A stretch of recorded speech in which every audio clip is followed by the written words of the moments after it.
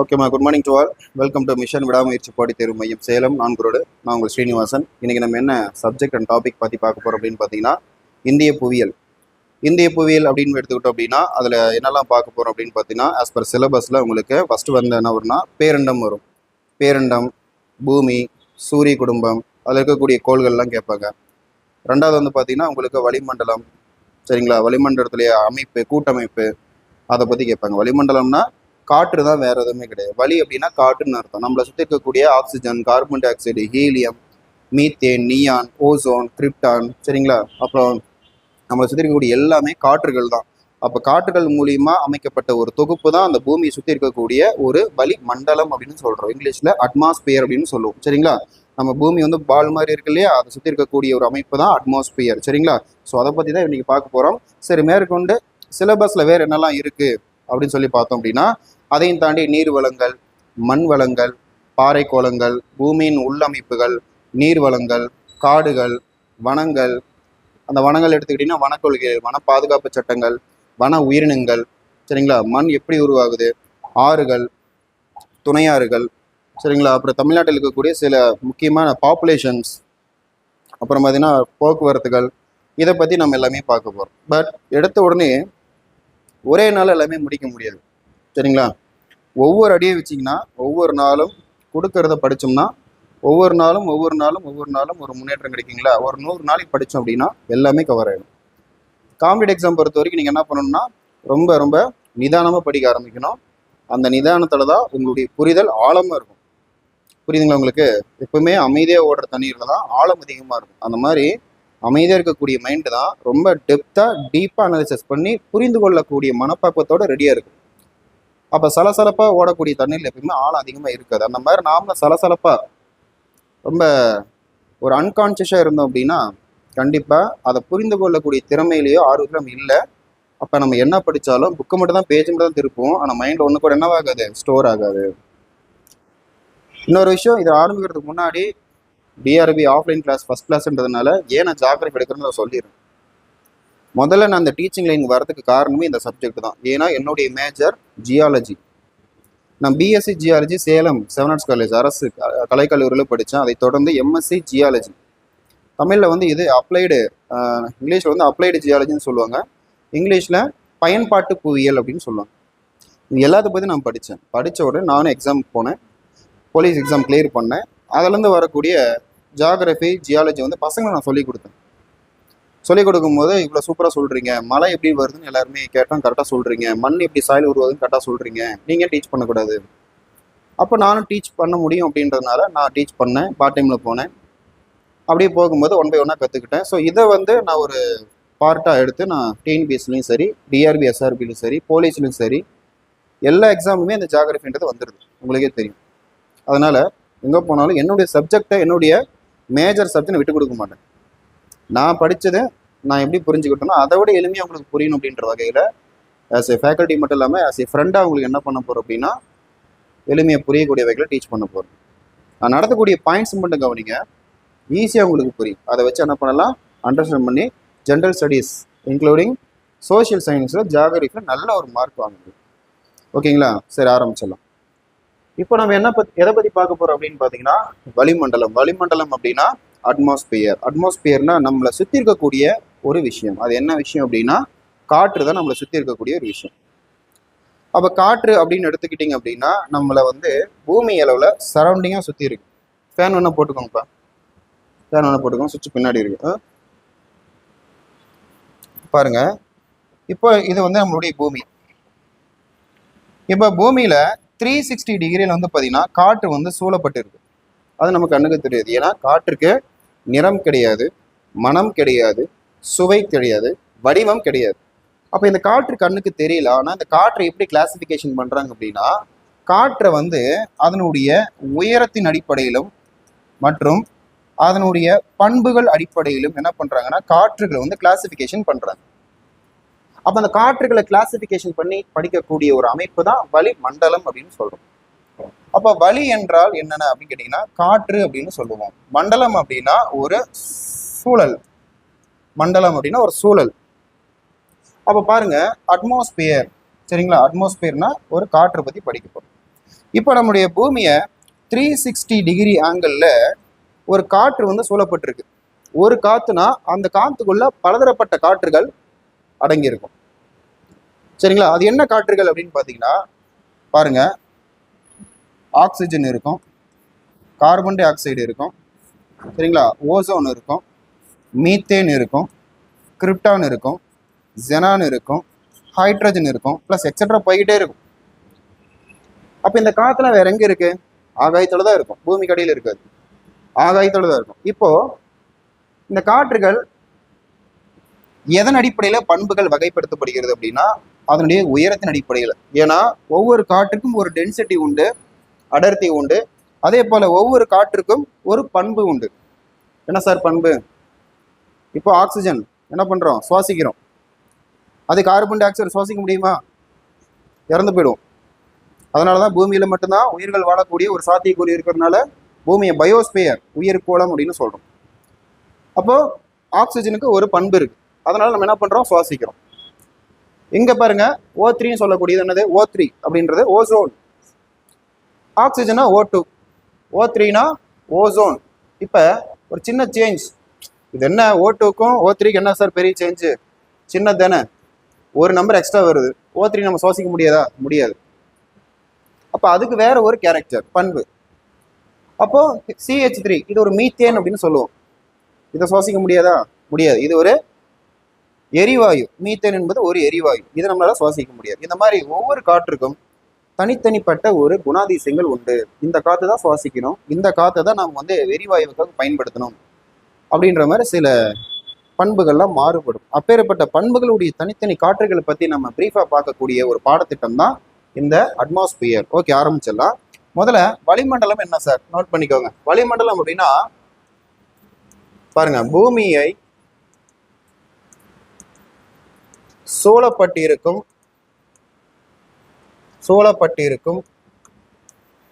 காற்று அல்லது வளி.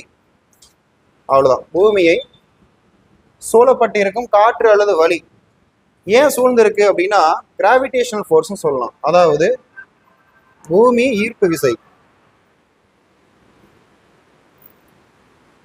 பூமியின் ஈர்ப்பு விசை அப்படின்னு சொல்லலாம், அல்லது புவியீர்ப்பு விசை அப்படின்னு சொல்லலாம். கிராவிடேஷனல் ஃபோர்ஸ் சொல்லுவோம்.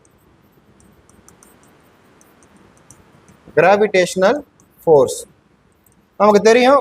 பூமி காற்று, பஞ்சு, எதுவாக இருந்தாலும் சரி, இரும்பு எதுவாக இருந்தாலும் சரி, அதை தாங்கிட்ட இழுத்து பிடிச்சி வச்சுக்கும். அப்போ பூமி ஈர்ப்பு விசையில தானே நம்ம நடக்கிறோம். பூமி ஈர்ப்பு விசை இருக்கனால தானே காற்றுக்கள்லாம் இருக்கு. அப்போ இந்த ஈர்ப்பு விசையின் காரணமாக பூமியை 360 டிகிரி ஆங்கிளில் என்ன பண்ணியிருக்கு? காற்றுகளை தனக்குள்ள இழுத்து பிடிச்சி வச்சிருக்கு. எந்த மாதிரி? ஒரு போர்வை போன்ற ஒரு அமைப்பு. என்னப்பா? போர்வை போன்ற ஒரு அமைப்பு. போர்வை அப்படின்னா பிளாங்கெட் அப்படின்னு சொல்லுவாங்க. போர்வை போன்ற ஒரு அமைப்பு. அப்ப கிராவிடேஷனல் ஃபோர்ஸ்னால பூமியை சுத்தி போர்வை போன்ற ஒரு அமைப்புனால ஒரு காற்று சூழப்பட்டு இருக்கு. இப்ப இந்த காத்தை எத்தனை வகையா பிரிக்கலாம் சார்? இதுதான் ரொம்ப ரொம்ப முக்கியம். இப்பதான் டாபிக் உள்ளே அடி எடுத்து வைக்க போறோம். இந்த காற்றுகள் எத்தனை வகையா பிரிக்கலாம்? 5 வகையாக பிரிக்கலாம். இது முக்கியமான கொஸ்டின் பா. 5 வகையா பிரிக்கலாம். நோட் பண்ணிக்கோங்க.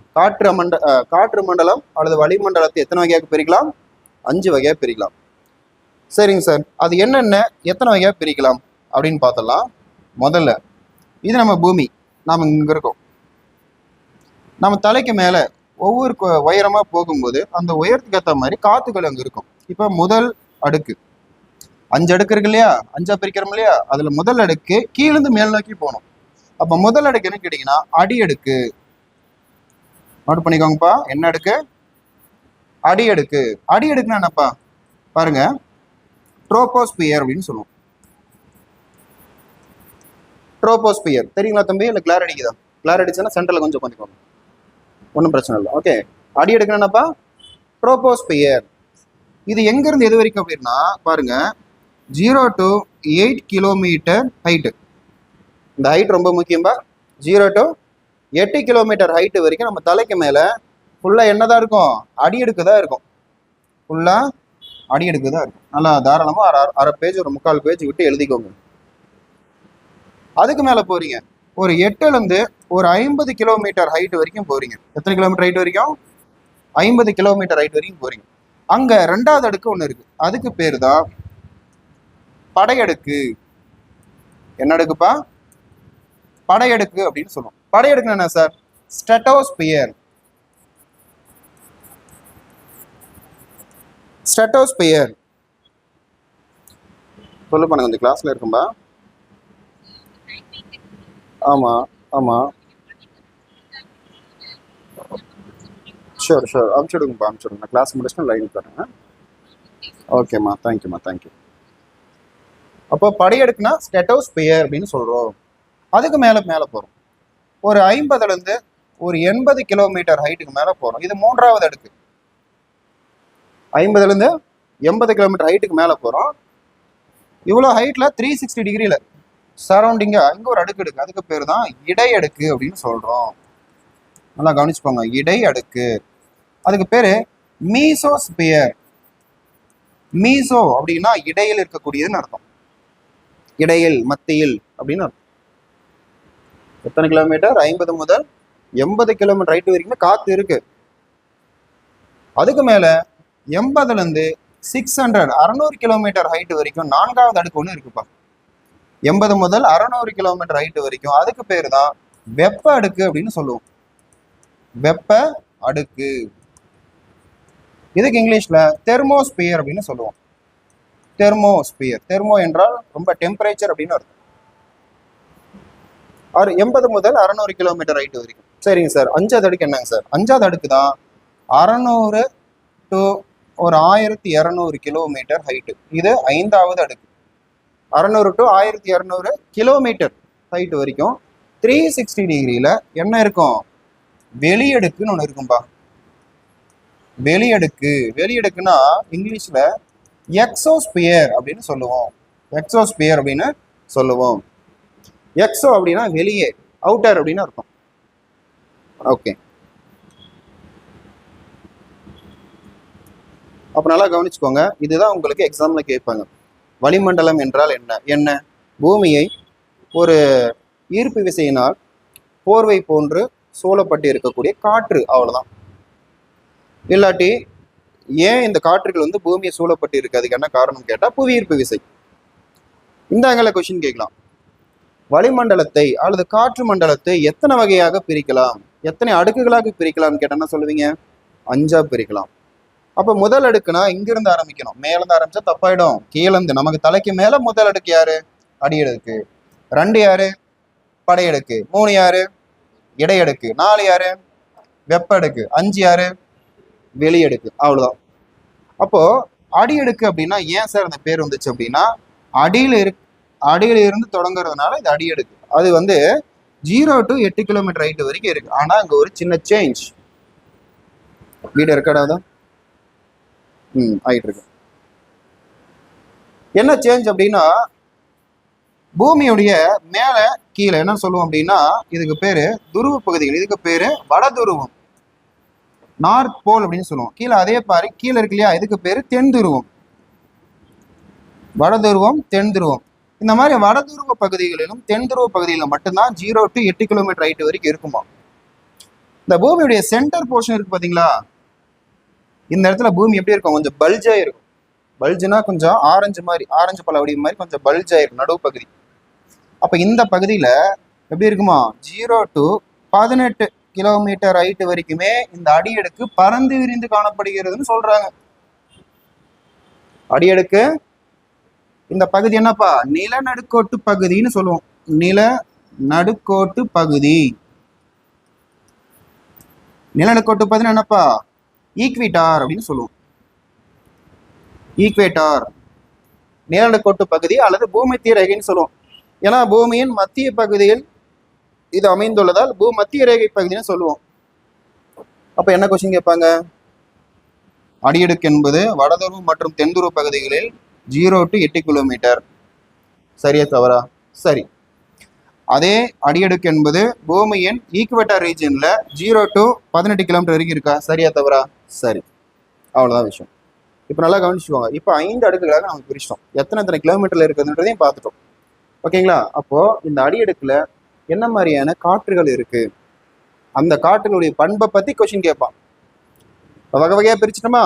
இப்போ அந்த வகைக்குள்ள என்ன சார் ஸ்பெஷாலிட்டி, அதை பற்றி பார்க்க போகிறோம். அந்த ஸ்பெஷல் தான் உங்களுக்கு மார்க் அள்ளி கொடுக்க போகுது. பாருங்க, அடியடுக்கு, முதல் அடுக்கு இந்த அடியடுக்கு தான். இதனுடைய ஹைட்டு 0 to 8 கிலோமீட்டர் துருவ பகுதிகளில், அதுவே நடுப்பகுதிகளில் பூமியினுடைய ஈக்குவேட்டர் ரீஜன்ல 0 to 18 கிலோமீட்டர். இந்த பகுதிகளுக்கு இன்னொரு பேர் இருக்கு. இந்த ட்ரோபோஸ்பியர்னு சொல்றோம் இல்லையா, இந்த பகுதிக்கு இன்னொரு பேர் என்னன்னா வானிலை அடுக்கு. வானிலை அடுக்குன்னு சொல்லுவோம். அதாவது வெதர் மேக்கிங் லேயர் அப்படின்னு சொல்லுவோம். Weather making layer. ஏன் சார் அந்த பேர் வந்ததுன்னா, நம்ம தலைக்கு மேல பார்க்கக்கூடிய மேகமூட்டம், காற்றழுத்தம், மழை, பனிப்பொழிவு, சூரியன், வெப்பம், காற்றோட்டம், இது சுழற்சி, புயல், இது எல்லாமே நம்மளுடைய தலைக்கு மேல 0 to 8 கிலோமீட்டருக்கு மேல நடக்கக்கூடிய மாற்றங்கள் தான் வானிலை அடுக்குன்னு சொல்றோம். அதுக்கு மேல போயிட்டீங்கன்னா, வானிலை அடுக்குக்கு மேல போயிட்டீங்கன்னா அங்க மழை பெய்யாது, காத்தடிக்காது. காத்தடினா இந்த மாதிரி காத்தடிக்காது, வேற மாதிரி காத்தடிக்கும்.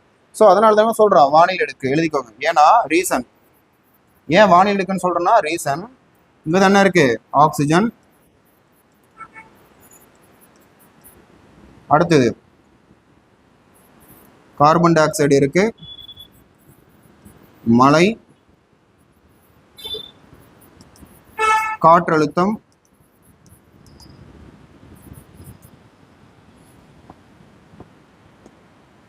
புயல், சூறாவளி, மேகமூட்டம், அப்புறம் புயல், சூறாவளி, மேகமூட்டம், வெப்பம், எக்ஸெட்ரா. இது எல்லாமே இங்கே தான் நடக்குது. அப்போ வானிலை அறிக்கை எதை வச்சு சொல்றாங்கன்னா, நம்ம தலைக்கு மேல 0 to 8 கிலோமீட்டர் ஹைட்டுக்கு மேல இருக்கக்கூடிய இந்த அடியடுக்கில் நடக்கக்கூடிய மாற்றங்களை ரெக்கார்ட் பண்ணி நமக்கு என்ன சொல்றாங்க, மழை வருமா வராதா, மேகமூட்டம் எப்படி இருக்கும், காற்றழுத்த தாழ்வு மையம் எப்படி இருக்கும், சூறாவளி எப்படி இருக்கும். அப்போ வானிலை அடுக்கு என்பது எதுன்னு கேட்பாங்க. எது? அடியடுக்கு தான் வானிலை அடுக்கு. இந்த வானிலை அடுக்கு மேல போயிட்டீங்கன்னா மழை வராதுப்பா. கழுகு என்ன பண்ணுமா, ரொம்ப ஹைட்டா பறக்குமா, மழை வர சமயத்துல போய் பறவை வந்து மரத்துல போய் ஒட்டிக்காது. அதுக்கு மாற்று கருத்தா இன்னும் ஹைட்டா மேல போய் படையெடுக்கு போயிருமா. மேல போயிட்டா மழை வராது, கீழே மழை பெஞ்சிட்டு இருக்கும். அதுக்கு அப்படியே ஒரு குணாதிசயம். ஓகேங்களா? அப்ப நமக்கு வந்து எத்தனை கிலோமீட்டர் ஹைட் வரைக்கும் தான் நமக்கு சுவாசிக்க காத்து கிடைக்கும்? 0 to 8 கிலோமீட்டர். அதுக்கு மேல போயிட்டீங்கன்னா மூச்சு தண்ணி வரும். அதனாலதான் இமயமலை ஏறுறவங்கலாம் சரி, நிறைய பேர் வந்து இப்ப சரியா ப்ராக்டிஸ் பண்ண முடியாம மேல உச்சியில ஏறி இமயமலைக்கு மேல போகுது, என்ன ஆயிரும், சுவாசிக்க காட்டு இல்லாம அங்கேயே மயங்கி விழுந்து பனி போட்டு மூடி அங்கேயே சமாதி ஆயிரும் சில பேர். ஏன்னா என்னுடைய ஹைட் எவ்வளவு, 8848 மீட்டர், 8848 மீட்டர், 8 கிலோமீட்டர் ஹைட்டுக்கு மேல இருக்கும். அப்போ நம்ம 8 கிலோமீட்டர் ஹைட் வரைக்கும் தான் நமக்கு ஆக்சிஜன் கிடைக்குன்னா, அதையும் தாண்டி மழை இருக்குன்னா அதுக்கு மேல போகும்போது சுவாசிக்க காத்து கிடைக்குமா? அதனால நிறைய பேர் மயங்க அங்கேயே விழுந்துருவாங்க. பனி புயல் போட்டு மூடிடுச்சுன்னா அவ்வளவுதான், கண்டே பிடிக்க முடியாது. புரியுதுங்களா? ஓகேம்மா. அப்போ அடியடுக்கு என்பது ட்ரோபோஸ்பியர் என்று அழைக்கப்படுகிறது. இதுக்கு மறுபெயர் வானிலை அடுக்கு, வெதர் மேக்கிங் லேயர்.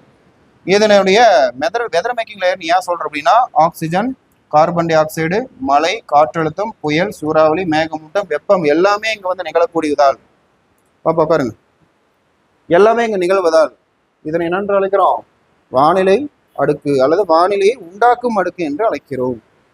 உட்காருங்க, இங்க ஜாகிரபி அட்மாஸ்பியர்ன்ற டாபிக். ஓகேவா? ஏன் லேட்டு? உடம்பு சரியா போச்சா? உட்காருங்க. ஓகேப்பா, இதுல ஏதாவது டவுட் இருக்காமா? ஒன்றும் இல்லை. ரெண்டாவது போலாமா? ரெண்டாவது படையெடுக்கு. தம்பி உங்களுக்கு தான் டவுட் இல்லையே, ரொம்ப எளிமையான கொஸ்டின் தான். படையெடுக்குன்னா ஸ்டேட்டோஸ்பியர். இந்த ஸ்டேட்டோஸ்பியர்ல தான் என்ன இருக்குன்னா O3ன்னு சொல்லக்கூடிய ஓசோன் அடுக்கு இருக்கு. O3னா ஓசோன். இது எப்படி எழுதலாம்? ஓசோன். ஏன் சார் ஓசோன்னு சொல்றோம்? இந்த ஓசோன்ல ஒரு oxygen plus 2 oxygen plus 3 oxygen சேர்ந்து இருக்கனால இந்த 3 ஆக்சிஜன் மூலக்கூறுகள் ஒன்னா சேர்ந்தா அதுக்கு பேர் ஓசோன் அப்படின்னு சொல்றோம். Oxygen plus oxygen plus oxygen, 3 oxygen சேர்ந்தா ஓசோனா மாதிரி போயிடும். நம்ம சுவாசிக்கிற காத்து O பிளஸ் O, 2 O சேர்ந்தா O2, அது ஆக்சிஜன் சுவாசிக்க முடியும். இது பிளஸ் இன்னொரு எக்ஸ்ட்ரா ஆக்சிஜன் வரதுனால அது O3 மாறி போறதுனால தட் மீன் ஓசோன். இந்த ஓசோனை சுவாசிக்க முடியாது, ஆனா இதனுடைய டென்சிட்டி ரொம்ப கம்மின்றதுனால இது இவ்வளவு ஹைட்ல இருக்கு. எடை லேசான பொருட்கள் எப்பவுமே வானத்துல பறக்கும், எடை அதிகமான பொருட்கள் எப்பவுமே பூமியில தான் இருக்கும். அப்போ இது ஆக்சிஜனை விட லேசான எடை இருக்கிறதுனால கொஞ்சம் ஹைட்ல இங்க தான் இருக்கும், இந்த ஸ்பியருக்குள்ள தான் இருக்கும். எந்த ஸ்பியருக்குள்ள? 8லேருந்து 50 கிலோமீட்டர்னு சொல்லக்கூடிய படையெடுக்குள்ளதான் இருக்கும். ஏன் சார் இந்த ஓசோன் அடுக்குன்னா இதுக்குள்ளதான் ஓசோன் இருக்கு. இந்த ஓசோன் இருக்கிறதுனால நமக்கு என்ன சார் பயன் அப்படின்னா, இதுதான் முக்கியமான விஷயம். இந்த சூரியனிடமிருந்து வரக்கூடிய புற கதிர்களை வடிகட்டி நமக்கு சுத்தமான ஒரு சூரிய ஒளியை கொடுக்கறதுனால நமக்கு கேன்சர் வருவதில்லை, வராது, தடுக்கும். அதான் என்ன அதிகரிங்க இங்க இருக்கக்கூடிய ஓசோன்னால சூரியனின் புற ஊதா கதிர்களை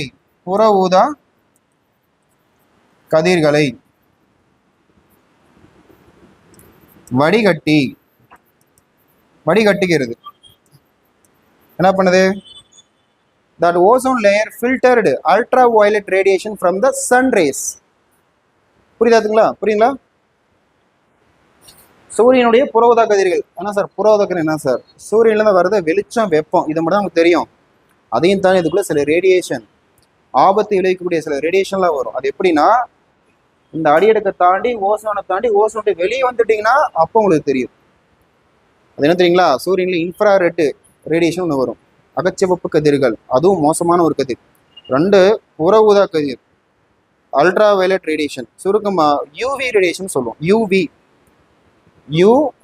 அல்ட்ரா வயலட், இதுவும் ரொம்ப மோசத்துலேயும் மோசம். இது மேலே டைரெக்டாக வந்து பட்டுச்சுன்னா நம்ம ஸ்கின் மேலே ஸ்கின் கேன்சர், கண் புரை நோய்கள் இதெல்லாம் வந்துடும். அப்படி வந்துச்சுன்னா நம்ம ஆயுள் நீடிக்குமா? இறந்து போயிடும். அதனால இந்த படையெடுக்க என்ன பண்ணுது? சூரியன் வரக்கூடிய வெளிச்சத்தை அப்படியே ஃபில்டர் பண்ணி புற கதிர்களை வெளியே போ அப்படின்னு துரத்தி விட்டு தூய கதிர்களை மட்டும் பூமி மேலே அலோவ் பண்ணுது.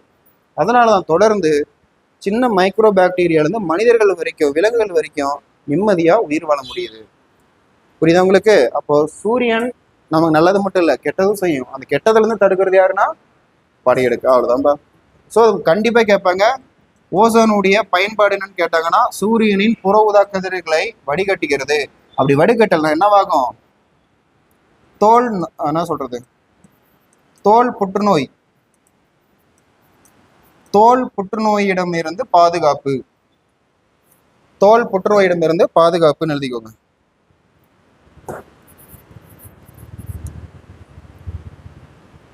தோல் புற்றுநோயிடமிருந்து பாதுகாப்பு. Prevention from skin cancer due to ultraviolet radiation. இல்லையா? அல்ட்ராவயலட் ரேடியேஷனா புற ஊதா கதிர். இந்த புற ஊதா கதிர் நம்ம உடம்புல பட்டுச்சுன்னா தோல் புற்றுநோய் மற்றும் கண் புரை நோய்கள் வந்துடும். அதுல இருந்து நம்மளை பாதுகாக்குது. அது மட்டும் இல்லாம இந்த ஓசோன்ல இன்னொரு விஷயம் ஸ்பெஷல் என்னன்னு பாத்தீங்கன்னா, இங்கதான் விமான அடுக்கு இருக்கு. விமான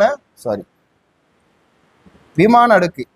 ஏன் சார் விமான அடுக்குன்னு சொல்றான்? விமான அடுக்குன்னு சொல்லலாம், அல்லது ஜெட் விமான அடுக்குன்னு சொல்லலாம். ஜெட் விமான அடுக்கு, ஏர்பிளைன் அண்ட் ஜெட் ஏர்கிராஃப்ட் என்ன ஆகுது? இங்கதான் பறக்குது. ஏன் அப்படின்னா, கிடைமட்டமான காற்று அப்படின்னா ஹாரிசான்டல் மூவ்மெண்ட் ஆஃப் ஏர், கிடைமட்டமான காற்று வீசுவதால்.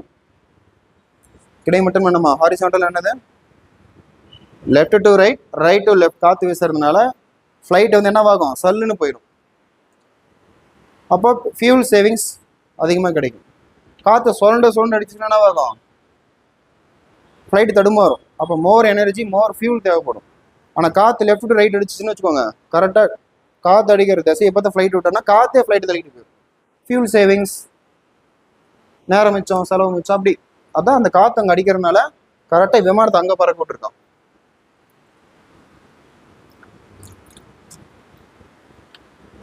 புரியுதுங்களா? அப்போ என்ன கேட்கலாம்? இந்த அடுக்குகள் மட்டும் இல்லை, அடுக்குகளுடைய மறுபெயரை கேட்கலாம். படையெடுக்குன்னா விமான அடுக்கு, அல்லது ஜெட் விமான அடுக்கு, அல்லது ஸ்ட்ராட்டோஸ்பியர், அல்லது ஓசோன் அடுக்குன்னு கேட்கலாம். என்ன அடுக்குப்பா? இதுக்கு ஓசோன் அடுக்கு என்ற இன்னொரு பேரே இருக்கு, ஓசோனோஸ்பியர். எழுதி போடணுமா? பாருங்க, அங்க இடம் இல்லை. ஓசோனோஸ்பியர், ஓசோன் அடுக்குன்னு சொல்றோம். இந்த ஓசோன் மட்டும் இல்லைன்னா, ஒரே அடியா ஓசோன்லாம் காலியாகி போச்சு, தீந்து போச்சு அப்படின்னா, இந்நேரம் ப்ளூ கலர்ல ஒரு மாதிரி ரேடியேஷன் வந்து நம்ம உடம்புல படும், ஹீட் அதிகமாகும், தண்ணீரில் வளரக்கூடிய மைக்ரோ பாக்டீரியாலேருந்து மீன் வரைக்கும் எல்லாம் செத்து போயிடும், மண்ணின் வளம் கெட்டு போயிடும். நம்ம ஸ்கின் மேலே போட்டுச்சுன்னா ஸ்கின்னுடைய அலர்ஜிலாம் தோளத்தில் உறிஞ்சி ஒரு மாதிரி ஸ்கின் கேன்சர் வந்துடும், தலைமுடியெல்லாம் கொட்டி போயிடும், மரங்க செடிகளும் அழிஞ்சு போயிடும், உலகமே அழிஞ்சிடும். ஓகேங்களா? இதுதான் விஷயம். அப்போ இயற்கை கொடுத்த பரிசுல ஒண்ணுதான் இந்த படையெடுக்கு. இதுல எங்க இருக்கு? காத்துல தான் இருக்கு, வேற எங்கேயும் இல்லை, காத்துல தான் இருக்கு. ஓகே, அடுத்து போலாங்களா? அப்போ இது உங்களுக்கு புரிஞ்சிருச்சு. அடுத்து யாருப்பா? 50 to 80 கிலோமீட்டர் ஹைட்ல இருக்கக்கூடிய இடையடுக்கு, மீசோஸ்பியர். இதுல பேர்ல இருக்கு பாருங்க, இடை அப்படின்னா நடுவுல. எதுக்கு நடுவுல சார்? 5 அடுக்குகளுக்கு மேல 2க்கும் லாஸ்ட் 2க்கும் நடுவுல இருக்கு இல்லையா, அதனால இடையடுக்கு மீசோஸ்பியர். இந்த மீசோஸ்பியர் எவ்வளவு ஹைட்ல இருக்குன்னா 50 to 80. இதோட ஸ்பெஷாலிட்டியை வந்து பாத்தீங்கன்னா, வானத்துல இருக்கக்கூடிய சில எரிக்கற்கள், மேட்ராய்ட்ஸ் அப்படின்னு சொல்லுவோம், எரிக்கற்கள் விண்கற்கள்லாம் மேலேருந்து பூமி ஈர்ப்பு வீசினால வேகமாக பூமியிலேருந்து விழுமா. விண்கற்கள் ரொம்ப பிரம்மாண்டமா பெரிய பெரிய பில்டிங் சைஸ்ல இருந்து விழும். அப்போ விழும் பொழுது இந்த இடையடுக்கில் இருக்கக்கூடிய காற்றின் தன்மை எப்படி இருக்குன்னா சொரசொரப்பு தன்மையா இருக்கும்பா. ரொம்ப ரூடா இருக்கும், சொரசொரப்பு தன்மையா இருக்கும். அந்த சொரப்பு தன்மையா இருக்கக்கூடிய இடையடுக்கக்குள்ள அந்த பாறை உள்ள நுழைஞ்ச உடனே பாறை என்னவாயிரும்? காற்றின் சொரசொரப்பு தன்மையின் காரணமாக ஆந்தி ஸ்பாட்லயே பத்தி எரிஞ்சு அங்கேயே சாம்பலாயிரும். தீக்குச்சி பத்தைக்கிறல்ல, அந்த மாதிரி ஒரு உரசர ஃபோர்ஸ் வந்து அந்த காத்துல கிடைக்கும், அவ்வளோ ஸ்பீடா கல் விழும்போது. அப்ப என்னவாயிடும்? ஆந்தி ஸ்பாட்ல ஆகாயத்திலேயே அந்த விண்கற்கள் ஆகாயத்திலே எரிஞ்சு சாம்பல் ஆயிடும். எப்படி எழுதிக்கிறீங்க? இடையடுக்குன்னு இருக்கு இல்லையா, பக்கத்துல என்ன போட்டுக்கணும்? விண்கற்களிடமிருந்து பாதுகாப்பு, விண்கற்களிடமிருந்து பூமிக்கு பாதுகாப்பு. விண்கற்களிடமிருந்து பூமிக்கு பாதுகாப்புனா ப்ரிவென்ஷன் ஃப்ரம் மீட்டராய்ட்ஸ், மீட்டியோராய்ட்ஸ். மேட்ராய்ட்ஸ்னப்பா விண்கற்கள். இந்த லேயர் மட்டும் இல்லைன்னா விண்கற்கள் அப்படியே தொப்புன்னு ஒவ்வொன்றும் விழுந்துக்கிட்டே இருக்கும் டெய்லியும். புரியுங்களா? சொல்றேன், டெய்லியும் இல்லை கொஞ்ச நாள் கழிச்சு விழுந்துகிட்டே இருக்கும் வச்சுப்போமே. அப்போ இந்த இடையடுக்கு இருக்கிறதுனால அது பத்தி எரிய சாம்பலாக்கிறது. சரி, இது என்ன பண்ணுது? காற்றின் சொரசொரப்பு தன்மையால் அப்படின்றையா, இதையும் எழுதிக்கோங்க. காற்றின் சொரசொரப்பு தன்மையால், இதனாலதான் இந்த கல் ஆங்கே ஆந்தி ஸ்பாட்லேயே பத்தி எரிஞ்சு சாம்பல் ஆயிடுது. ஓகேங்களா? அப்போ இடையடுக்கில் நுழையக்கூடிய விண்கற்கள் பத்தி எரிந்து சாம்பலாகி விடுகிறது. என்ன காரணம்? காற்றின் சொரசொரப்பு தன்மையால். இதனால நமக்கு விண்கற்களிடமிருந்து பாதுகாப்பு. இந்த 3 விஷயத்த உங்களுக்கு எப்படி புரியுது எழுதிக்கோங்க. சரிங்களா? நான் ஓரலாக சொல்ல ஸ்டோரியா, நீங்க ஸ்டார் போட்டு ஒவ்வொரு பாயிண்ட்டும் எழுதிக்கோங்க. ஃபர்ஸ்ட் பாயிண்ட் என்ன எழுதிருப்பீங்க? விண்கற்களிடமிருந்து பூமிக்கு பாதுகாப்பு. எதனால? 2வது ரீசன் காற்றின் சொரசொரப்பு தன்மையால். ஓகேங்களா? அவ்வளவுதான். ஓகேம்மா, அடுத்து போலாங்களா? ஸோ இது வந்து அடிக்கடி கேட்பாங்க, நான் ஏற்கனவே பல கொஷின்ஸ்ல பார்த்துருக்கேன், இடையடுக்க பத்தி கேட்டுட்டே இருப்பாங்க. அடுத்து போலாங்களா? அடுத்த அடுக்கு பாருங்க, 80 to 60 கிலோமீட்டர் ஹைட்ல இருக்கக்கூடிய வெப்ப அடுக்குன்னு சொல்லலாம். வெப்ப அடுக்குன்னா தெர்மோஸ்பியர். தெர்மோ அப்படின்னா டெம்பரேச்சர், ஹீட்னு சொல்லலாம். அப்போ இந்த வெப்ப அடுக்குல முக்கியமான 2 அடுக்குகள் இருக்கு. என்ன அடுக்கு? இதுல அழிச்சலாமா?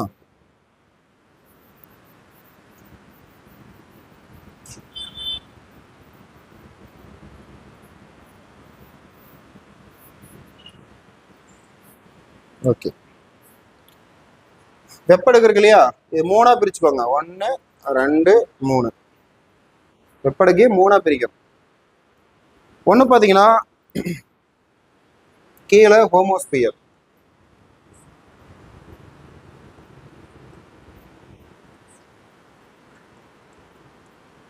ஹோமோஸ்பியர். அதுக்கு மேல ஹெட்ரோஸ்பியர்.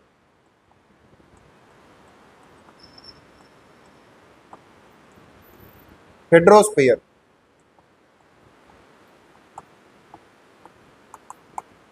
நடுவுல ரேடியோஸ்பியர்.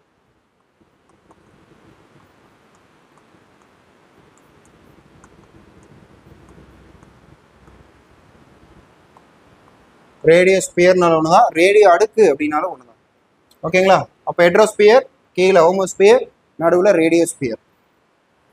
சரிங்க சார், இந்த ஸ்பியர்ல என்ன, இங்க என்ன மாதிரியான ஃபீச்சர்ஸ் இருக்கு பார்த்தலாமா?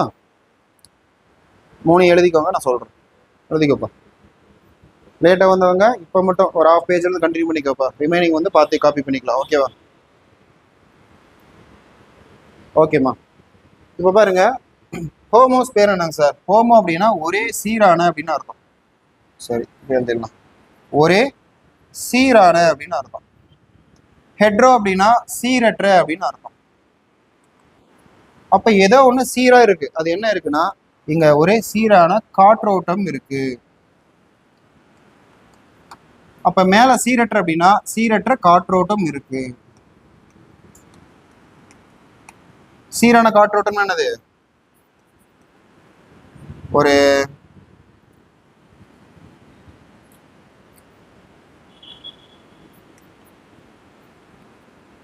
ஹோமோ சர்க்குலேஷன் அப்படின்னு கூட சொல்லலாம்.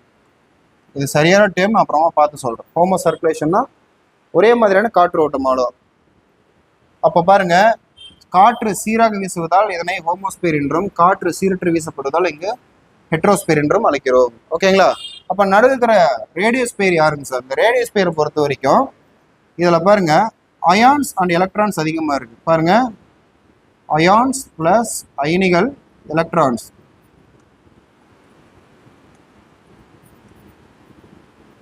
அயனிகளும் எலக்ட்ரான்களும் அதிகமாக இருக்கு.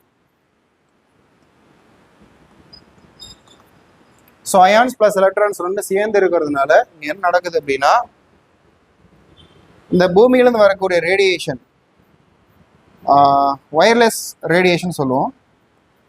இந்த ஒயர்லெஸ் ரேடியேஷன் என்ன ஆகும் அப்படின்னா, மேலே பூமிக்கு மேலே போய் இந்த ரேடியோஸ்பியரில் பட்டு திரும்ப நமக்கே பூமிக்கே ஒயர்லெஸ் கம்யூனிகேஷன்ஸ் ரொம்ப சப்போர்ட்டாக இருக்குது. இந்த போலீஸ்லாம் பேசுகிறாங்களா வாக்கி டாக்கி, ஏதாவது ஒயர் கனெக்ஷன் இருக்கா, இங்கேருந்து அவ்வளோ ஓவர்னு பேசுவாங்க. அது எப்படி இங்கே பக்கத்தில் ஒரு கேட்குறது? அது எப்படின்னா, அவங்க பேசுறது டவருக்கு போகும், சிக்னல் டவர் மேலே போய் அமுச்சு விட்டு ரேடியோஸ்பியரில் பட்டு திரும்ப அடுத்த ரிசீவர் எங்கே இருக்கிறாரோ அவருக்கு அமுச்சு விடும். ஸோ அப்படி இயற்கையாகவே இந்த ஸ்பியரில், எந்த ஸ்பியரில், இந்த வெப்ப அடுக்குன்னு சொல்லக்கூடிய தெர்மோஸ்பியரில் ரேடியோஸ்பியர்னு ஒன்று இருக்குது. அந்த ரேடியோஸ்பியர் ஏன் பேர் இருந்துச்சுன்னா, இந்த அயான்ஸ் அயனிகளும் எலக்ட்ரான்களும் ரொம்ப அதிகமாக இருக்கிறதுனால இந்த பகுதிக்கு ரேடியோ அலைகளை கவர்ந்து திரும்ப பூமிக்கே ரெஃப்ளெக்ட் பண்ணக்கூடிய ஒரு கெப்பாசிட்டி இருக்கிறதுனால இதுக்கு பேர் வச்சுட்டாங்க ரேடியோஸ்பியர். பட் இப்போ வந்து மாடர்ன் டெக்னாலஜி வேர்ல்டு இதெல்லாம் யாரும் பெருசாக நம்புறது இல்லை. எல்லாமே சேட்டலைட், எல்லாம் சேட்டலைட் வந்துருச்சு. அதனால கம்யூனிகேஷன் இன்னும் எலாபரேட்டாக மாறி போச்சு. ஓகேங்களா? பட் இருந்தாலும் இதை பற்றி தெரிஞ்சுக்கோங்க. அப்போ ரேடியோஸ்பியர் அப்படின்னா இதில் என்ன இருக்கு? அயனிகள் மற்றும் எலக்ட்ரான்கள் ரெண்டும் சேர்ந்து என்ன பண்ணுது? ரேடியோ அலைகளை திரும்ப பூமிக்கே அனுப்புகிறது. அது எழுதிக்கோங்கப்பா. ரேடியோ அலைகளை திரும்ப பூமிக்கு அனுப்புகிறது.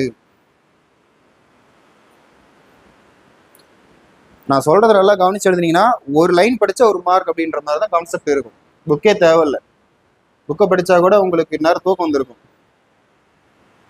இல்லையா? அது வேணா உண்மைதான். உலகத்துல ரெண்டாவது பெஸ்ட் ஸ்லீப்பிங் டேப்லெட் எதுனா புக்கு தான். அதுவும் சாப்பிட்டதுக்கு அப்புறம் எடுத்தா சொல்லவே தேவையில்லை. எந்த மெடிசனும் தேவையில்லை. தூக்க மாத்திரை கூட கேட்டால் டாக்டருடைய சீட்டெல்லாம் தரமாட்டோம். நீ என்ன தருது? நானே ஏற்படுத்திக்கிறேன். எப்படி? சாப்பிட்டுட்டுனா சாப்பிட்டதுக்கு அப்புறம் தோப்பார். ஜாகிரபி புக் எடுத்து வச்சுன்னா உன் டேப்லெட்டே தோத்து போயிரு. இப்போ பாருங்க சார் இல்லையா? எதுவாக இருந்தாலும் சரி, அளவா சாப்பிட்டா நல்லா படிக்கலாம். உண்மையை எப்படியுமே நல்லா படிக்க முடியும். அளவா சாப்பிட்டுட்டு தண்ணி நிறைய குடிக்கணும்னா நல்லா படிக்க முடியும். சில பேர் போர் அடிக்குதுன்னு உட்காந்து நல்லா சாப்பிட்டுட்டே இருப்பாங்க. அவங்கள அறியாமல் சாப்பிடுவாங்க. டென்ஷனாக தான் நிறையா சாப்பிடுவாங்க. கோவமாக இருந்தால் நிறையா சாப்பிடுவாங்க. தூக்கம் கேட்டால் நிறையா சாப்பிடுவாங்க. தூக்கம் கேட்டால் டயர்டு வரும், தலைவலி வரும். பசி எது டயர்டு எதுன்னு தெரியாமல் தண்ணி கூட குடிக்காமல் பன்னு ப்ரெட்டு அது இது நிறைய சாப்பிட்டு ஒரே இடத்துல படிப்பாங்க. அப்புறம் ஒபேசிட்டியை வெயிட் போட்டுருவாங்க. அதுக்கப்புறம் என்ன பண்ண முடியாது. படிக்கும்போது சோம்பல் தான் வரும். சரிங்களா? நல்லா தண்ணி மட்டும் குடிங்க. ஓகேங்களா? ஓகே. அதுவும் இல்லாமல் நிறைய ஃபைபர் எடுத்துக்கணும். ஃபைபர்னா கீரை, பழங்கள், காய்கறிகள் இதை எடுத்துக்கிட்டு கார்போஹைட்ரேட்டை குறைச்சிக்கணும். கார்போஹைட்ரேட் ரொம்ப அதிகமாகுதோ அப்போ மைண்ட் என்ன ஆகிடும்? ரொம்ப ஒரு மாதிரி சோம்பல் ஆகிடும். படித்தாலே தூக்கம் வருது சார், என்ன சார் பண்ணுறது? அப்போ தூங்குங்க. எந்திரிச்சாலும் தூக்கம் வருது சார், அப்போ ஒன்றும் பண்ண முடியாது. அந்த ஆண்டவனே எக்ஸாம் ஹாலுக்கு வந்து புக்கு கொடுத்தாலும் ஒன்றும் பண்ண முடியாது இல்லையா? அந்த மாதிரி தான். ஓகேம்மா, இப்போ நம்ம என்ன பார்த்துருக்கோம்? வெப்படுக்கா எவ்வளோ ஹைட்டில் இருக்கு? 88 600 கிலோமீட்டர் ஹைட்டில் இருக்கு. இந்த வெப்படுக்கு ஏன் வெப்படுக்குன்னு சொல்றோம் அப்படின்னா, வெப்பமான அடுக்கு வெப்படுக்குன்னு சொல்றோம். இன்னொரு விஷயம் இருக்கு, நான் அப்புறமா சொல்றேன் ஒன் பை ஒன்னா. இந்த அடுக்கையே 3ஆ பிரிக்கிறோம். ஹோமோஸ்பியர், மேல் ஹெட்ரோஸ்பியர், நடுவில் ரேடியோஸ்பியர். ஹோமோஸ்பியர்னா சீரான காற்று, ஹெட்ரோஸ்பியர்னா சீரற்ற காற்று. நடுவில் ரேடியோஸ்பியர் ஏன் சொல்றேன்னா, இங்க அயனிகளும் எலக்ட்ரான்களும் ரொம்ப அதிகமாக இருக்கிறதுனால பூமியிலிருந்து வரக்கூடிய ரேடியோ அலைகளை திருப்பி பூமிக்கு அனுப்புது. அதனால இதுக்கு பேரு ரேடியோஸ்பியர் என்று அழைக்கிறோம். சரிங்களா? ஓகேம்மா, அடுத்து போலாமா? பாருங்க, இதை புரிஞ்சுதான்? டவுட் இல்லையே? ஒன்றும் டவுட் இல்லையே? அடுத்து போகலாம். அடுத்து பாருங்க, வெளியெடுக்கு அப்படின்னு சொல்லுவோம். இது கிட்டத்தட்ட 600லேருந்து 1200 கிலோமீட்டர் ஹைட் வரைக்கும் அதிகமாக ஸ்ப்ரெட் ஆகிருக்கு. ஏன் அது வெளியெடுக்குன்னா, இதுதான் வெளியில் இருக்கக்கூடிய அடுக்கு. ஸோ இந்த அடுக்கு பொறுத்த வரைக்கும் ஒரு வினோதமான ஒரு வானியல் நிகழ்வு ஒன்று நடக்குது. அது என்னன்னு பார்த்தீங்கன்னா அரோரா. அதுக்கு பேரு அரோரா அப்படின்னு சொல்லுவோம். இந்த அரோரா 2 கேட்டகரி இருக்கு. அரோரா பொரியாலிஸ், இன்னொன்று அரோரா ஆஸ்ட்ராலிஸ்.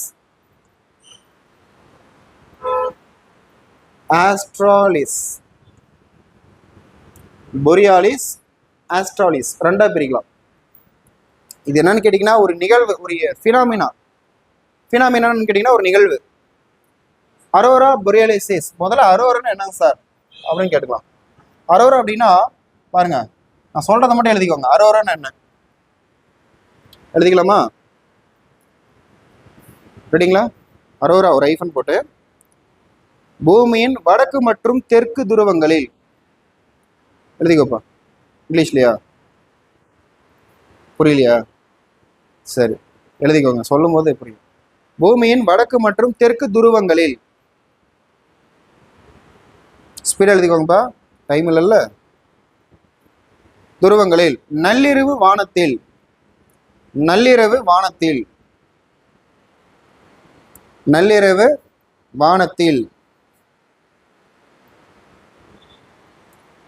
பலவண்ண காட்சிகளாக தெரியும் நிகழ்வு.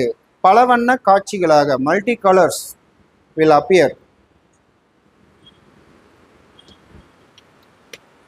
பலவண்ண காட்சிகளில் தெரியும் ஒரு நிகழ்வு.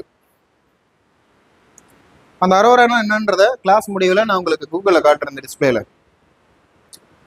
ஓகேங்களா? அப்போ வட துருவம்னா எதுப்பா, தென் துருவம்னா எதுப்பா? பூமிக்கு மேலே, பூமிக்கு கீழே. மேலே ஐஸ் தான் இருக்கும், கீழே ஐஸ் தான் இருக்கும். ஏன்னா துருவ பகுதிகளில் சரியான சூரிய வெளிச்சம் படாதனால அங்கே வெப்பம் சரியாக பதிவாக்குறதுல வருஷத்தில் எப்பவுமே எப்படி இருக்குன்னா கூலிங்காகவே இருக்கும்.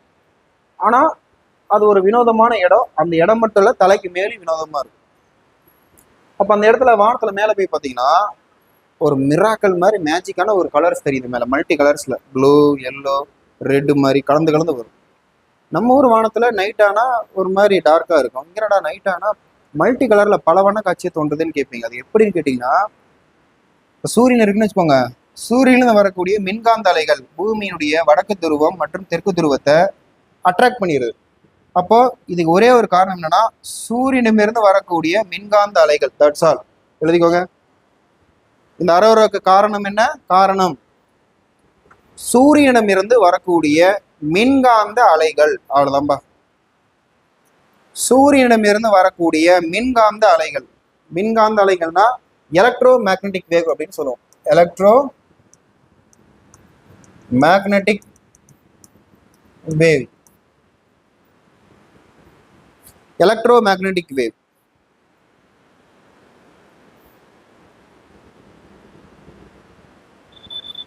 ஓகேங்களா?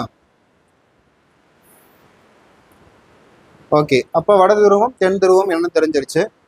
சூரியன்லேருந்து வரக்கூடிய ஒரு அலை, சூரியனில் வெப்பம் வரும், வெளிச்சம் வரும். அல்ட்ரா வயலட் ரேடியேஷன் சொல்லக்கூடிய புறஊதா கதிரும் வரும், இன்ஃப்ராரெட் ரேடியேஷன் சொல்லக்கூடிய அகச்சிவப்பு கதிரும் வரும். அதை தாண்டி எலக்ட்ரோ மேக்னெட்டிக் ஃபீல்டு அப்படின்னு சொல்லக்கூடிய மின்காந்த அலைகளும் வரும். அப்போது சூரியனில் எவ்வளோ விஷயங்கள் பார்த்தீங்களா? அது மட்டும் இல்லாமல் சூரியனில் ஈர்ப்பு விசையும் இருக்குது. அந்த ஈர்ப்பு விசை தான் அனைத்து கோள்களையும் இழுத்து பிடிச்சி வச்சிருக்கு. அது மட்டும் ஈர்ப்பு விசை கட் ஆயிடுச்சுன்னா எல்லா கோள்களும் ஆளுக்கு பக்கம் பிச்சுட்டு போயிடும். அவ்வளோதான். ஸோ இந்த மின்காந்த அலைகள் என்ன பண்ண கவனிச்சுக்கோங்க. இது சூரியன்பா. சூரியனில் மின்காந்த அலைகள் என்ன பண்ணும்? வேவ்ஸ் மாதிரி போயிட்டே இருக்கும், ரொம்ப தூரத்துக்கு போயிட்டே இருக்கும். நடுவில் நம்ம பூமி இருக்குது. இந்த பூமியில் வட துருவத்துக்கும் தென் துருவத்துக்கும் நேச்சுராகவே காந்த சக்தி இருக்குது. என்ன சக்தி இருக்குது? காந்த சக்தி. கீழையும் காந்தம், மேலேயும் காந்தம். இதுக்கு பேர் வடக்கு காந்தம், இதுக்கு பேர் தெற்கு காந்தம். அப்போ அந்த காந்த விசைக்கு அட்ராக்டிவான ஒரு ஃபோர்ஸை கொடுத்தா அது இழுத்துக்கும் இல்லையா? ஸோ அந்த மாதிரி கான்செப்டில் இந்த சூரியனில் வரக்கூடிய மின்காந்த அலைகள் என்ன பண்ணுதுங்க?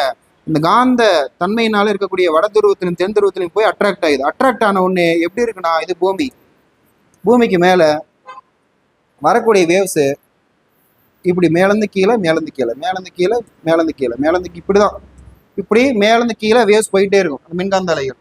அப்போ மேலே நமக்கு பார்க்கும்போது ஒரு மேஜிக்கான ஒரு விஷயம் எப்படி தெரியும், மேலேயும் பூமிக்கு கீழேயும் வானத்தில் பட்டாசு வெடிக்கக்கூடிய ஒரு பலவண்ண காட்சி போல் நமக்கு மல்டி கலர்ஸ் அப்பியரன்ஸ் நமக்கு தெரியும். அதுக்கு பேர் தான் அரோரா அப்படின்னு சொல்லுவோம். இந்த அரோரா வடக்கு துருவத்தில் நடந்துச்சுன்னா அரோரா பொரியாலிஸ் அப்படின்னு சொல்றோம். அரோரா பொரியாலிஸ் வடக்கு துருவத்தில். This phenomena appearing in northern pole, that mean borealis, aurora borealis.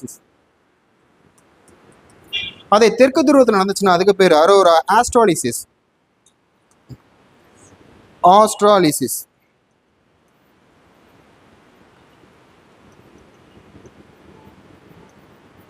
தெற்கு துருவம்.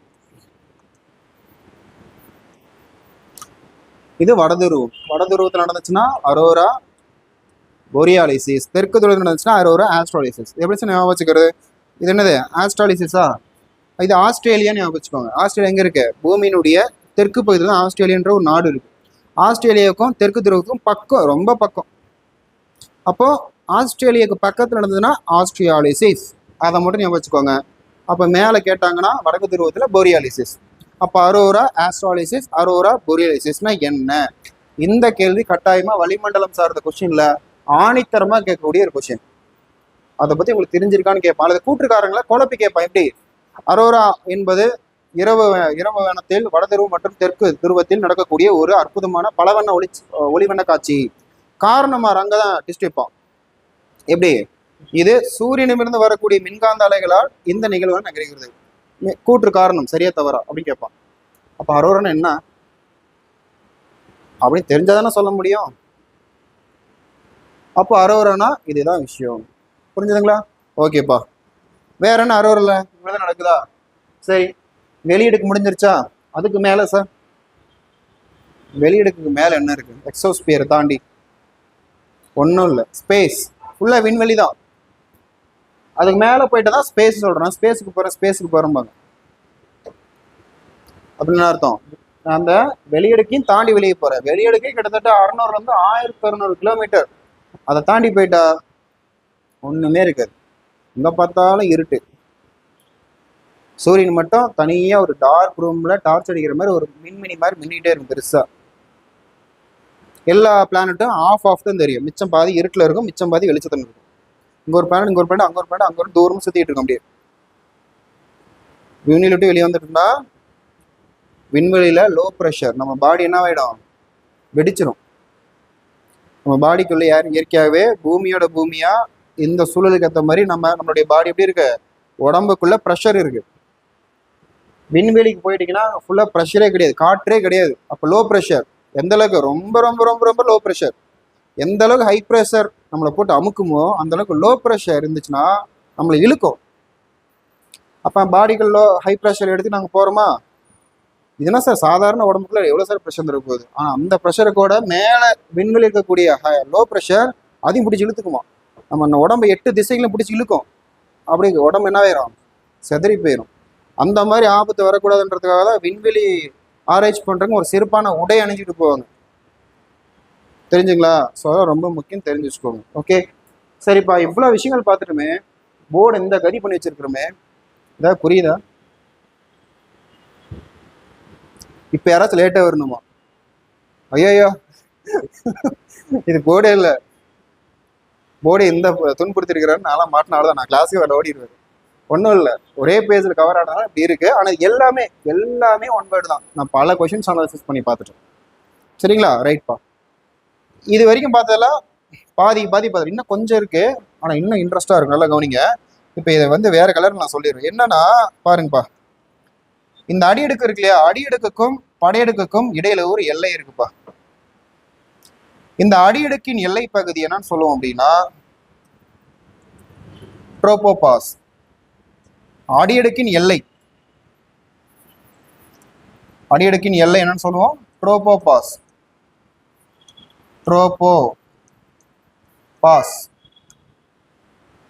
பாருங்க, ட்ரோபோ PAUS. பாஸ். முதல்ல இந்த ட்ரோப்புன்னு என்ன சார்? ட்ரோப்பு அப்படின்ற வார்த்தைக்கு மாறுதல் என்று பொருள். மாறுதல் என்ற பொருள். என்ன மாறும்? வானிலை மாறும். தலைக்கு மேல மேகமூட்டம் மாறிக்கிட்டே இருக்கும். திடீர்னு மழை வரும், திடீர்னு காத்தடிக்கும், திடீர்னு வெயில் அடிக்கும், திடீர்னு பனிப்பொழியும். அந்த சீசன் அப்போ இந்த மாதிரி நிகழ்வு இங்க மட்டும்தான் நடக்கும், வேற எங்க மேல நடக்கவே நடக்காது, வாய்ப்பே இல்லை. சரிங்களா? இதை ஒரு கொஸ்டினை கேட்கலாமா? இதை தாண்டி இன்னொரு ஸ்பெஷல் ஐட்டம் இருக்கு. அது என்னன்னு கேட்டீங்கன்னா பாருங்க, அதுக்கு பேரு இயல்பு வெப்ப வீழ்ச்சின்னு எழுதிக்கோங்க.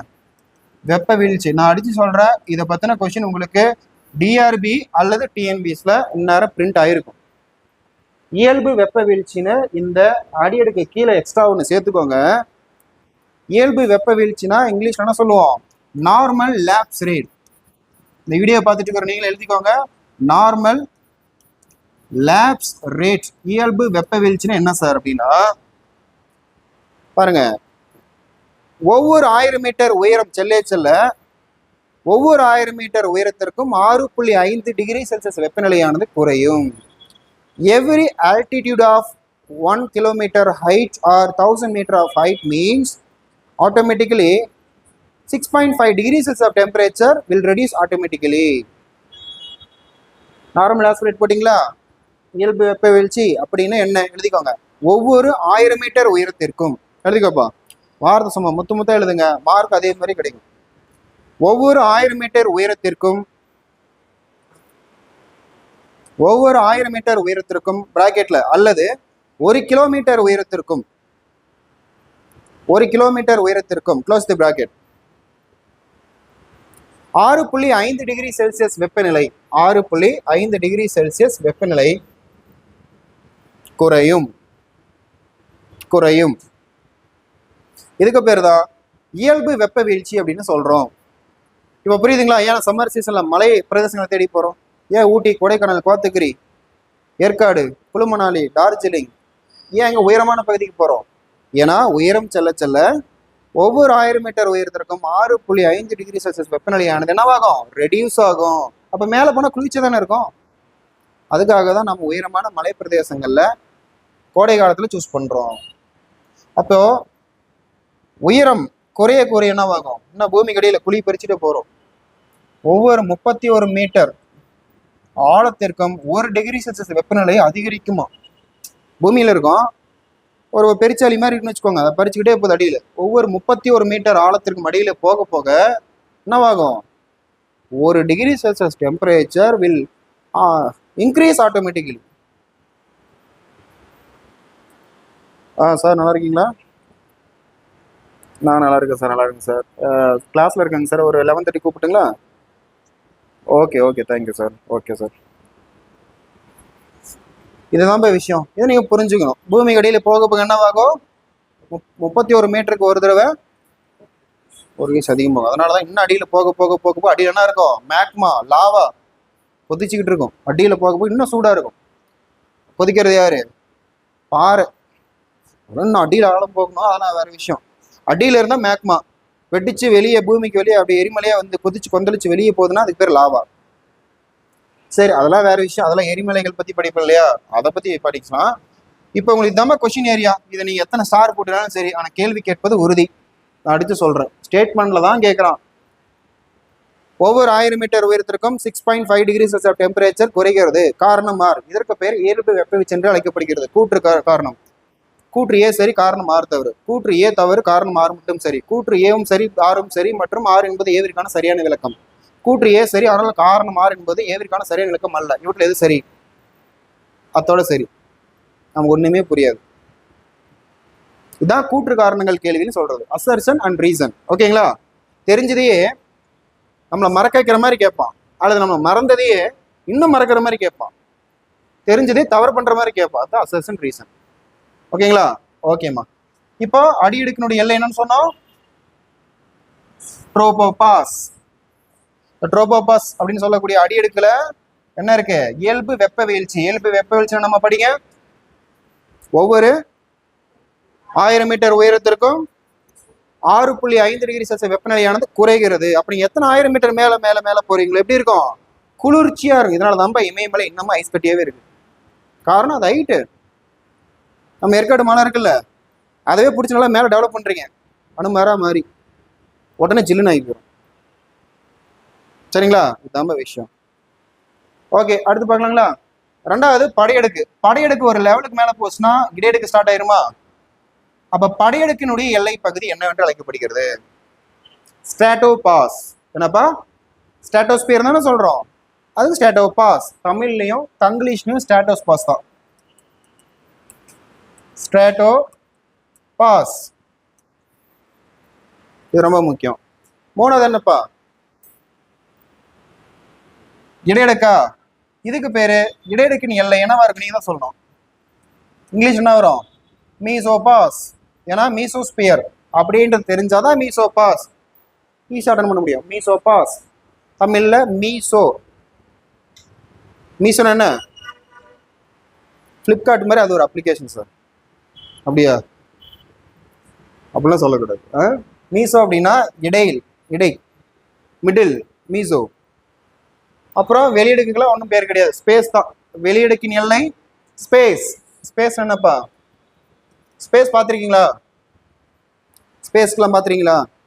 நான் இங்கேருந்தே பார்த்துருக்கேன், டெலஸ்கோப்பே தேவையில்லை. நீங்கள் தெரியாதா? கம்ப்யூட்டர் கீபோர்டு பார்த்துருக்கீங்களா? பெருசாக ஒரு பட்டன் இருக்கும், அதுக்கு பேர் என்ன? ஸ்பேஸ். பார்த்ததில்ல? ஸ்பேஸ் பார்த்துருக்கேன்னு தான் கேட்டேன். ஆமாண்ணா ஆமாம். எப்படி? சரி சரி, இதை கூட விடுங்க. கம்ப்யூட்டர் போர்டில் ஸ்பேஸ் ஓகே. டெலஸ்கோப்பில் ஒரே ஒரு கோள் மட்டும் தெரியாது, எல்லா கோளும் தெரியும். எந்த கோள் தெரியாது? ஆன்சர் தெரிஞ்சவங்க சொல்லுங்க பாருங்க. டெலஸ்கோப்பில் லாஸ்ட்டாக ப்ளூட்டோ வரைக்கும் இருக்கும். ப்ளூட்டோ ஒரு கோள் கிடையாது, கோள், குறுங்கோள். சரி, நெப்டியூன் வரைக்கும் தெரியுது. ஆனால் ஒரே ஒரு கோள் மட்டும் டெலஸ்கோப்பில் கண்டே பிடிக்க முடியாது. என்னப்பா தெரியல? நீங்கள் பூமி. பூமி இருந்துக்கிட்டே பூமி எப்படி பார்க்க முடியும்? யோசிக்கணும். நினைக்கல? இங்க இருந்துகிட்டு எல்லாத்தையும் பார்க்கலாம். ஆனா எந்த கோள் இருந்துக்கிட்டு எந்த கோளை பார்க்கணுன்னா அதை பார்க்க முடியாது. நீங்க ப்ளூட்டோ இருந்துட்டு ப்ளூட்டோவே பார்க்க முடியாது. சரிங்களா? அப்படிலாம் இல்லை, டெலஸ்கோப்ல இருந்து பார்க்கணும். எல்லாமே தெரியுது, ஒரு கோளை மட்டும் காணும். என்னவா இருக்கும்? என்னடா கோள்? பூமி தான். எங்கடா காது குத்துனாங்க? காதல் தான். அந்த மாதிரி ஆயிடும். சரிம்மா, இதெல்லாம் புரிஞ்சுதுங்களா? அதுக்கு மேல என்னவாயிடுது? ஸ்பேஸ். ஸ்பேஸ்னா ஒன்றும் இல்லை, எம்டின்னு அர்த்தம். இப்போ இன்னொரு விஷயம் பாருங்க. இன்னொரு விஷயம் கொஸ்டின்ல கேட்கலாம். எப்படின்னா, அடியெடுக்கா. இந்த அடியெடுக்க நம்ம பூமியினுடைய தரைப்பகுதியிலிருந்து, இதான் நம்ம பூமி தரைப்பகுதியிலிருந்து 8 கிலோமீட்டர் ரைட்டு போக போக என்னவாகும்? ஒவ்வொரு 1000 மீட்டர் உயரத்திற்கும் 6.5 டிகிரி செல்சியஸ் வெப்பநிலை குறையும்னு சொன்னா. சரி, திரும்ப அடியெடுக்கிலிருந்து படியெடுக்க போறீங்கல்ல, அதுக்கு அப்படியே ஆப்போசிட்டா போடும். உயரம் அதிகரிக்க வெப்பமும் அதிகரிக்குமா? அதை எழுதிக்கோங்க. அடியெடுக்கிலிருந்து படியெடுக்கு ஒரு கோடு போட்டு, படையெடுக்கில் உயரம் அதிகரிக்க வெப்பம் அதிகரிக்கும். படையெடுக்கில் எழுதிக்கோங்க, படையெடுக்கில் எழுதிக்கோங்க. உயரம் அதிகரிக்க வெப்பமும் அதிகரிக்கும். அது எத்தனை டிகிரி செல்சியஸ்லாம் தேவையில்லை, அது புக்கில் கொடுக்கல, அதை விட்டுருங்க. உயரம் அதிகரிச்சா வெப்பம் அதிகரிக்கும், அவ்வளோதான். சரிங்களா? திரும்ப அடுத்து பாருங்க.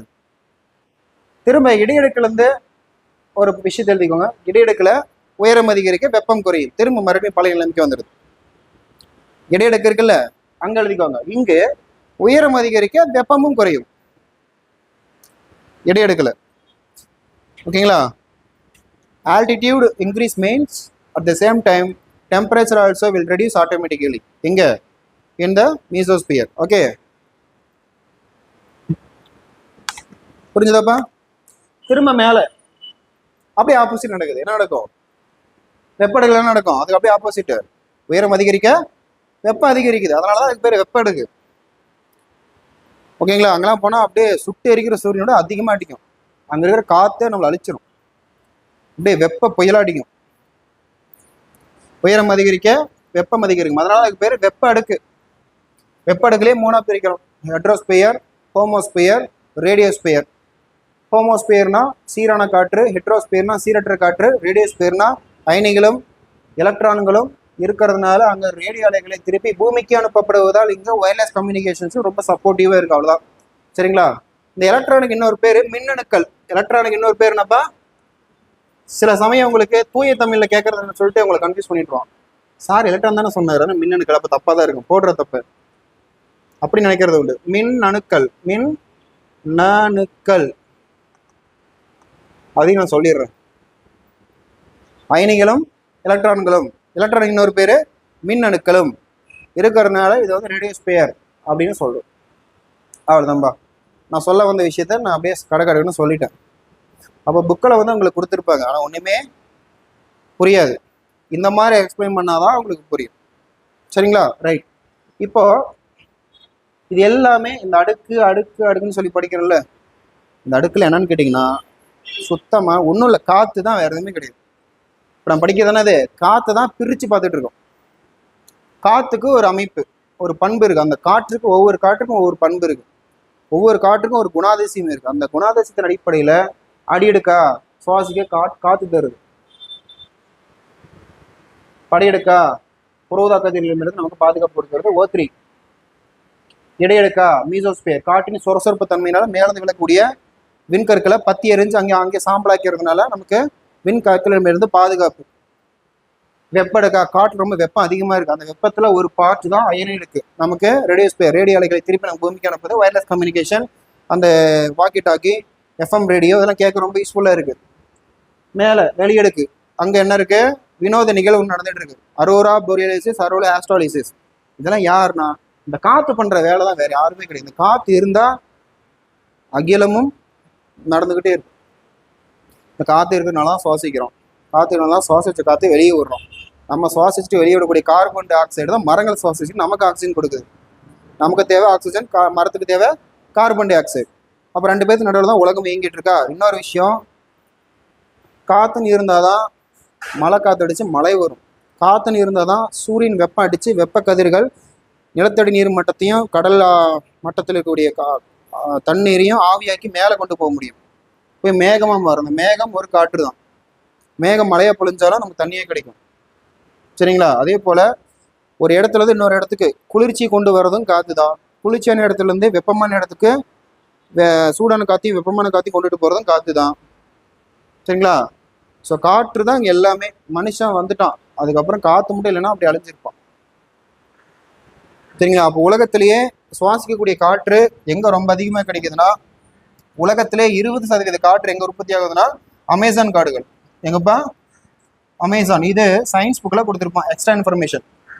இதுக்கு இன்னொரு பேர் இருக்கு. அமேசான் காடுகளை உலகின் நுரையீரல் என்று அழைக்கப்படுகிறது. என்னப்பா? உலகின் நுரையீரல். நோட் பண்ணிக்கோங்க. உலகத்தில் இருக்கக்கூடிய total 100% of ஆக்சிஜன்ல there is 20% of oxygen produced in Amazon forest. So that's why Amazon forest is called the lungs of the earth. ஏன்னா அங்கே அவ்வளோ காடாம்பா. இன்னும் அந்த அமேசான் காட்டில் என்னென்ன உயிர்கள் இருக்குதுன்னு யாராலும் கண்டுபிடிக்க முடியல. அவ்வளோ பெரிய காடாக இருக்குது, இன்னமும் கண்டுபிடிக்க முடியல. புரியுதுங்களா? உங்களுக்கு அடிக்கடி நியூஸ் பேப்பரில், டிவியில் ஷார்ட்டு சின்ன சின்ன பிட் நோட்டீஸில் என்ன வரும்? அரிய வகை உயிரினம், அரிய வகை பாம்பு, அரிய வகை தவளை இனம் கண்டுபிடிப்பு. என்ன கண்டுபிடிச்சிட்டே இருக்கோம். ஆனால் ஒரே ஒரு இனம் தான், மனுஷனை மட்டும்தான். ஆனால் விலங்குகள், பறவைகள், பூச்சினங்கள், பாக்டீரியாக்கள், ஊர்வன, பரப்பன, இந்த மாதிரி இன்னும் கண்டுபிடிக்கப்படாத உயிரினங்கள் இந்த காட்டுக்குள்ள இன்னமும் பல கோடி கணக்கில் இருக்கு. சரிங்களா? அவ்வளோதான்பா. சரி, எனக்கு ஒரு திருப்தி, நான் உங்களுக்கு புரியும்படி நடத்திட்டேன். உங்களுக்கு புரிஞ்சுதுங்களா? சரி, இப்போ ஒரு 5 நிமிஷம் ரீகால் பண்ணிட்டு பிரேக் கொடுத்துடலாம். ஓகேம்மா. வளிமண்டலம் என்றால் என்ன? பூமியை கிராவிட்டி ஃபோர்ஸ்னால ஈர்க்கப்பட்டுள்ள ஒரு காற்று அமைப்பு. அந்த காற்று எத்தனை வகையாக பிரிக்கலாம்னா 5 வகையாக பிரிக்கலாம். அந்த 5 வகை எதன் அடிப்படையில் பிரிச்சிருக்காங்க? காற்றின் தன்மை மற்றும் காற்றினுடைய உயரம். அப்போ அந்த 5 அடுக்குகள் என்றால் என்னன்னா, கீழே அடியடுக்கு, படையடுக்கு, இடையடுக்கு, வெப்ப அடுக்கு, வெளியடுக்கு. இங்கிலீஷில் troposphere, stratosphere, mesosphere, thermosphere, exosphere. அடியடுக்கு 0 to 8 கிலோமீட்டர், படையடுக்கு 8 to 50 கிலோமீட்டர், இடையடுக்கு 50 to 80 கிலோமீட்டர், வெப்ப அடுக்கு 80 to 600 கிலோமீட்டர், வெளியடுக்கு 600 to 1200, அதுக்கு மேலே ஸ்பேஸ். இந்த அடியடுக்கு வட துருவத்திலும் தென் துருவத்திலும் மட்டும்தான் 0 to 8. ஆனால் பூமியின் நிலநடுக்கோட்டு பகுதி அல்லது பூமத்திய ரேகை பகுதிகளில் எப்படி 0 to 18 கிலோமீட்டர் ஹைட்டு வரைக்குமே இது பறந்து விரிந்து காணப்படும். இது முக்கியம். அடியடுக்கு பொறுத்த வரைக்கும் உங்களுக்கு இதுக்கு இன்னொரு பேர் இருக்கு, வெதர் மேக்கிங் லேயர், வானிலையை உண்டாக்கும் அடுக்கு. இங்கே ஏன் வானிலை உண்டாக்க அடுக்குன்னு சொல்றோம் அப்படின்னா இங்க சுவாசிக்க ஆக்சிஜன், கார்பன் டை ஆக்சைடு, காற்றழுத்தம், சூறாவளி, புயல், மழைப்பொழிவு, மேகமூட்டம் எல்லாமே இங்கதான் இருக்கு. அப்போ இதை பத்தின படிப்பு தான் வானிலை அப்படின்னு சொல்றோம். அப்போ இந்த இடத்துல இன்னொரு இயல்பான ஒரு விஷயம் பார்த்தீங்கன்னா இயல்பு வெப்ப வீழ்ச்சி. ஒவ்வொரு 1000 மீட்டர் உயரத்திற்கும் 6.5 டிகிரி செல்சியஸ் 6.5 டிகிரி செல்சியஸ் வெப்பநிலையானது குறையும். இதற்கு பெயர் இயல்பு வெப்ப வீழ்ச்சி என்று அழைக்கப்படுகிறது. Normal lapse rate. அடுத்தது படையெடுக்கு. படையெடுக்கு பொறுத்த வரைக்கும் இதுக்கு இன்னொரு பேர் இருக்கு, ஸ்ட்ராட்டோஸ்பியர் அல்லது ஓசோனோஸ்பியர், அதாவது ஓசோன் அடுக்கு என்று அழைக்கப்படுகிறது. அது மட்டும் இல்லாம இங்கதான் விமான அடுக்கு மற்றும் ஜெட் விமானங்கள் பறப்பதற்கு ஏதுவான சீரான காற்றோட்டம் காணப்படுகிறது. அது மட்டும் இல்லாமல் இந்த ஓசோன் O3ன்னு சொல்லக்கூடிய இந்த லேயர்ல சூரியனின் புற ஊதா கதிர்கள் தடுக்கப்பட்டு வெளியேற்றப்படுவதால் இங்கு மனிதர்களுக்கு ஸ்கின் கேன்சர் ஆனது தடுக்கப்படுகிறது மற்றும் கண் புரை நோய்களிலிருந்து பாதுகாப்பு. அடுத்தது இடையடுக்கு. மேல லாஸ்ட் ரெண்டுக்கு நடுவில் இருக்கிறதுனால இடையடுக்குன்னு சொல்றோம். இதுக்கு பேரு மீசோஸ்பியர். இந்த மீசோஸ்பியர்ல என்ன ஒரு பெனிஃபிட் அப்படின்னா மேலிருந்து கீழே விழக்கூடிய அந்த விண்கற்களிலிருந்து நமக்கு பாதுகாப்பு. என்ன காரணம் அப்படின்னா இந்த காற்றில் இருக்கக்கூடிய சொரசொரப்பு தன்மையினால மேலிருந்து கீழே விழக்கூடிய அந்த பாறை ஆந்தி ஸ்பாட்ல பத்தி எரிஞ்சு அங்கே சாம்பல் ஆயிடுது. இதனால மிகப்பெரிய சேதம் தவிர்க்கப்படுகிறது. வெப்படுக்கு இங்க எப்படி அப்படின்னா தெர்மோ அப்படின்னா வெப்பம். வெப்படுக்கையை மூணா பிரிக்கலாம், ஹெட்ரோஸ்பியர், ஹோமோஸ்பியர், ரேடியோஸ்பியர்.